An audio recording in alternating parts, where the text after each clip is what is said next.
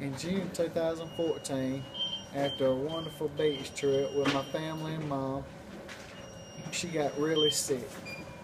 A couple days later, I got word that she had been picked up by the ambulance and taken to the emergency room.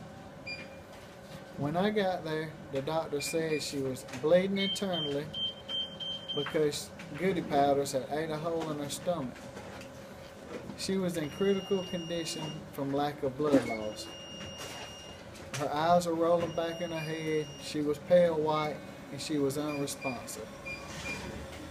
The doctor said that if she didn't get some blood fast, she was going to die. My mama's blood is RH negative, which is very rare, and it seemed like to me for a minute they was having a hard time finding it. I found myself at the mercy of blood donors, and thanks to generous blood donors, my mama is alive and well today. I never realized how important it was to donate until this moment.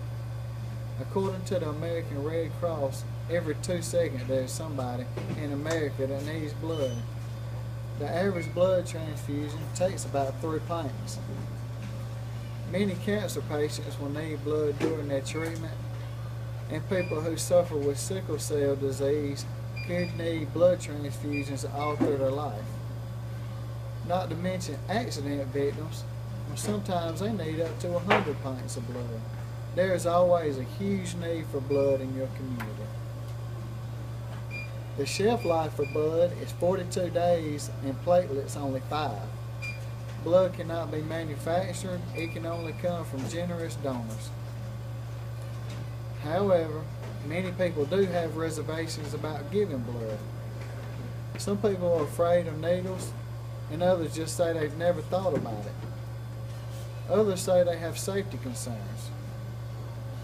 Well, I can't do nothing about your fear for needles, but I can tell you how completely safe this procedure is.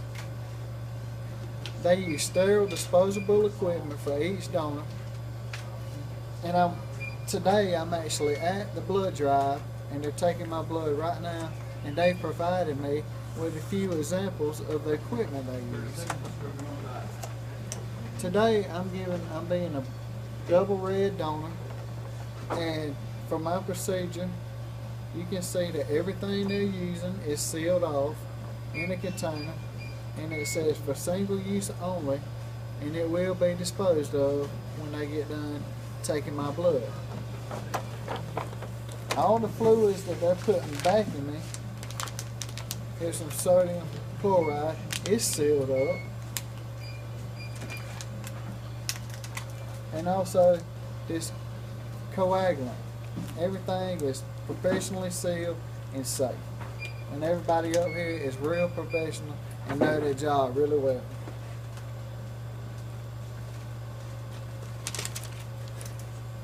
And for those who've never thought about it, you're probably asking, what's in it for you? Giving blood benefits the donor as well as the ones receiving the blood. To start with, when you give blood, it reduces the amount of iron in your body, which can decrease your chance of heart disease. Also, when somebody donates blood, they get a free mini physical that tests their iron, their blood pressure, and their cholesterol. This little health check can give you any signs of you being sick before you even ever go to the doctor. They'll also provide you with your blood type just in case you ever need a blood transfusion one day. You'll know what to tell them about what kind of blood you have. Now, some benefits of giving blood, I know it sounds silly, but you get to meet some great people. They have juice and snacks at the end, and sometimes they give out promotional items such as t-shirts and stickers.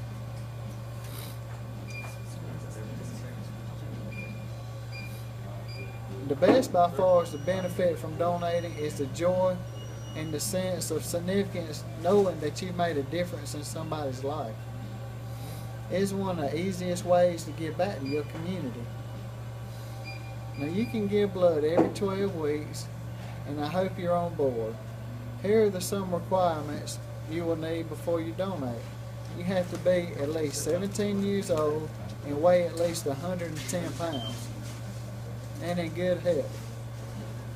When you get there, they're going to ask you a few health questions. They're going to ask you some questions about your history, and they're going to check your identification. Now, if you're sick on the day that you're giving blood, you're going to need to reschedule. You cannot give when you're sick. Now, giving blood costs nothing, and it saves many lives. For more information on the do's and don'ts, you can go to the American Red Cross website. Giving blood is free and it saves lives. As I stated before, the benefits from the donor along with the person receiving the blood. However, the American Red Cross estimates that 38% of the population are eligible to give blood, but only 10% actually do. It's a little less than 10%. It's time to step up and fill a bag with your life-saving blood. I can't stress enough how important it is to become a donor. Next time you see a sign-up sheet or hear about the Red Cross is going to be in your area, I encourage you to give. The life you save could be your own. Everyone benefits from giving blood, and because someone gave blood in my community, it was able to save my mama's life. Now, from a Christian point of view, I just want to say that as followers, we're to be examples of Christ, and Jesus shed his blood on the cross for us, and I think he'd be very proud knowing that we come in here and shed a little blood for our fellow friends and community. It's just another avenue to let your light shine and to do some good works. I hope I convinced you to start giving blood, and I hope I see you at the next blood drive. Thank you. Bye.